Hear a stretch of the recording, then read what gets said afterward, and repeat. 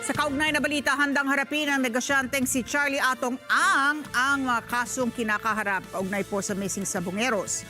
Kasabay naman ito, nagpaalala ang negosyante sa pamilya ng mga sabungero na mag-ingat kay alias Totoy, lalo na't isa anyang master manipulator na handang banggain lahat para sagipin ang kanyang sarili sa kinasasangkotang mga kaso.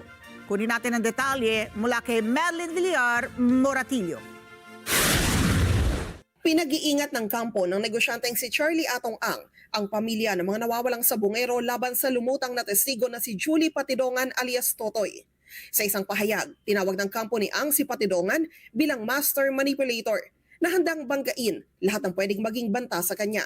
Sa isang pahayag, sinabi ng abogado ni Ang na si Attorney Gabriel Villarreal na welcome sa kanilang isinampang reklamo ng pamilya ng mga nawawalang sabungero sa Department of Justice.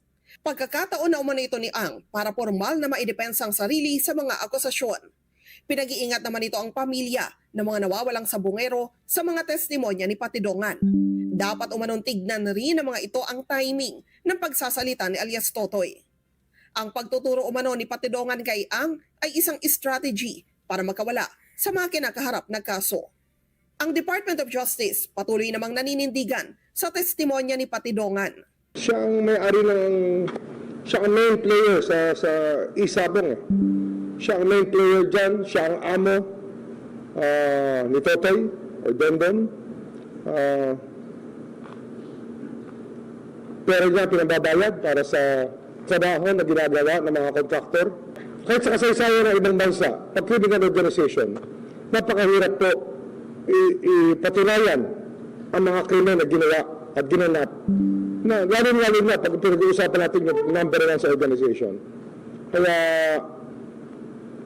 ang mahalaga talaga ay we make the most of the testimony of Dondon. Una rito, kinumpirma rin ni Justice Secretary Jesus Crispin Remulla na gagamitin din nilang testigo sa kaso ang kapatid ni Patidongan na si Ella Kim. Sabi ni Remulla, si Ella Kim ay pinaalis sa Pilipinas at pinagtago sa ibang bansa dahil marami itong alam sa kaso. Kaya nga nagtatago sa batas dati yan. Si Ella Kim naman was given documents to travel by the principal. Ginamit sa pag-alis niya sa bansa. Madeline Villar Moratillo para sa Mata ng Agila. Matatag, matapang, matapat.